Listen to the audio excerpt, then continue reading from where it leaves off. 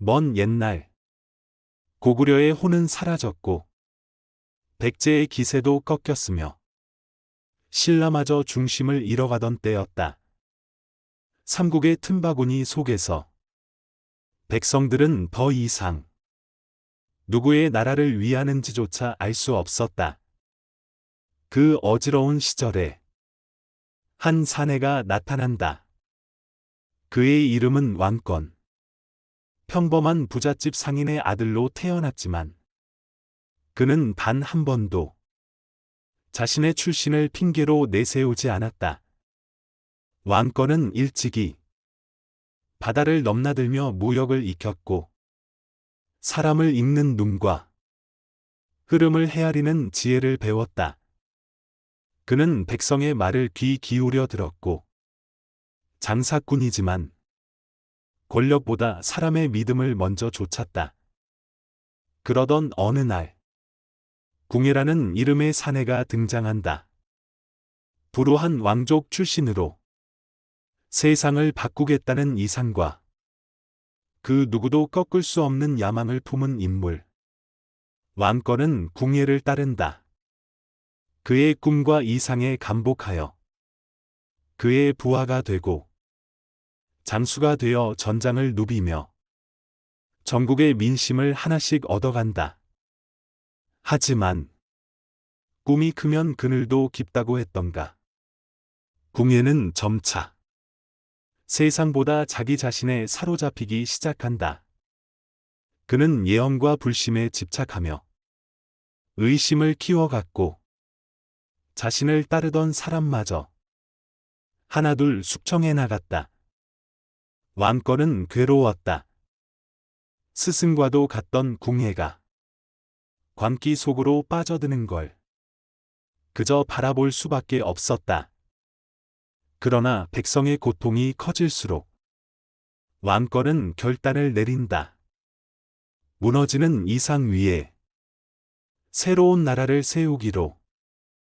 그리하여 왕권은 궁예를 몰아내고 새로운 왕조 고려를 세운다. 그러나 새로운 나라를 세운다고 해서 모든 것이 끝난 것은 아니었다.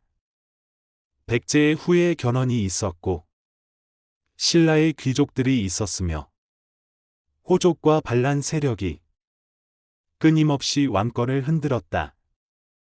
그는 한 사람의 힘이 아닌 모든 이의 마음을 모아 나라를 세워야 한다는 걸 알았다. 그래서 그는 칼보다 사람의 말에 귀를 기울였고 복수보다는 포용을 택했다.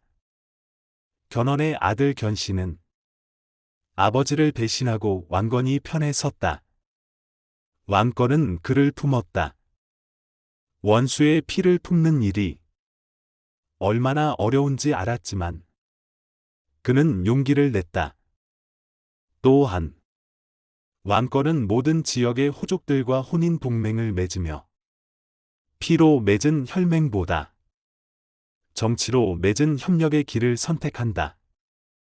그는 결코 쉬운 길을 택하지 않았다.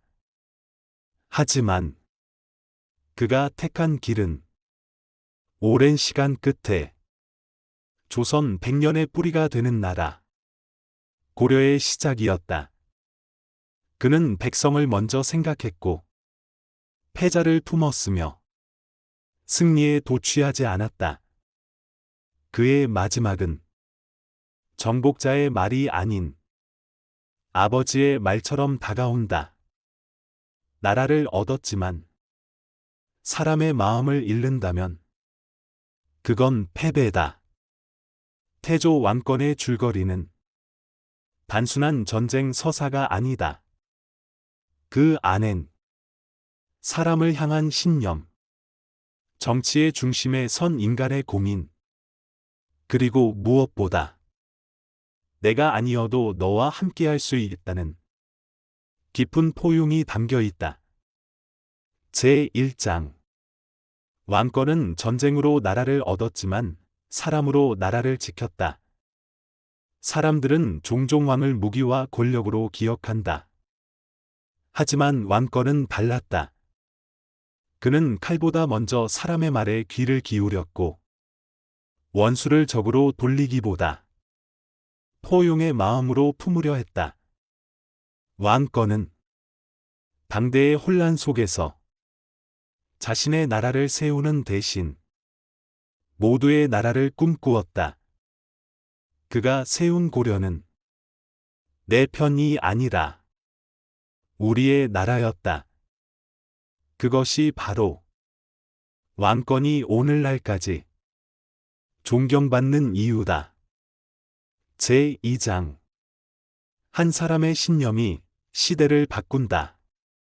왕권은 출신도 명문이 아니었고 영웅이 되기 위한 운명을 타고난 사람도 아니었다. 그는 장사꾼의 아들이었고 그 누구보다 현실의 바닥을 알고 있는 사람이었다. 그런 그가 수많은 전쟁을 지나 고려의 초대 왕이 될 수 있었던 것은 무력이 아니라 신념 덕분이었다. 그는 말했다. 세상은 칼로 다스릴 수 없고 사람의 마음으로만 다스릴 수 있다. 그 믿음을 끝까지 지켰기에 혼란의 시대 속에서도 그는 길이 될 수 있었다.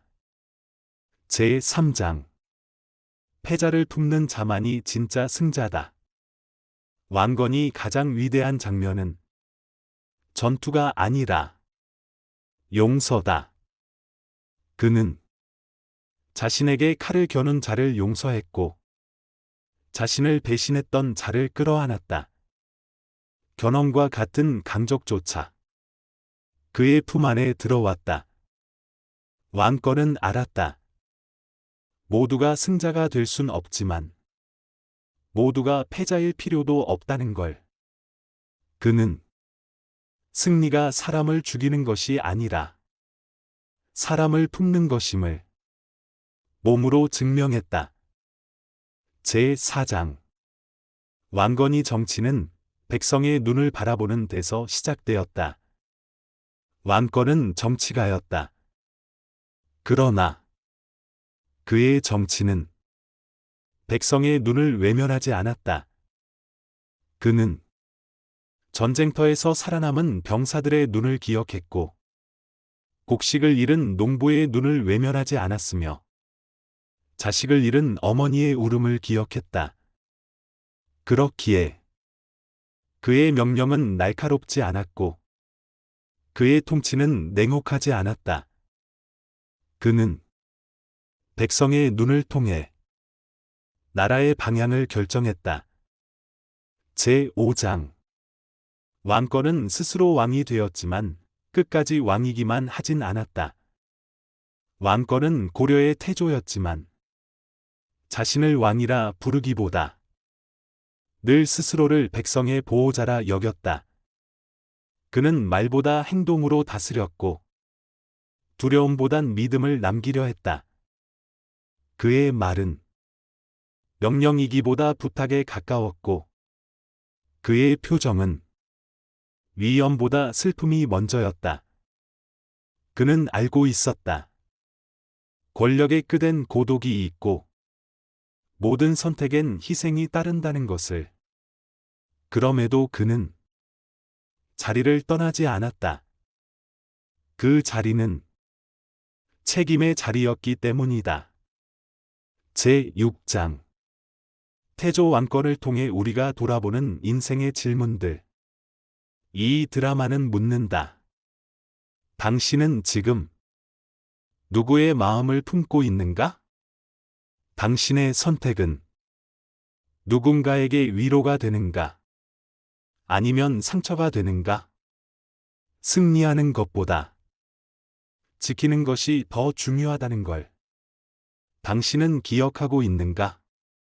태조 왕권은 이런 질문들을 조용히 그러나 깊이 우리 마음에 남긴다.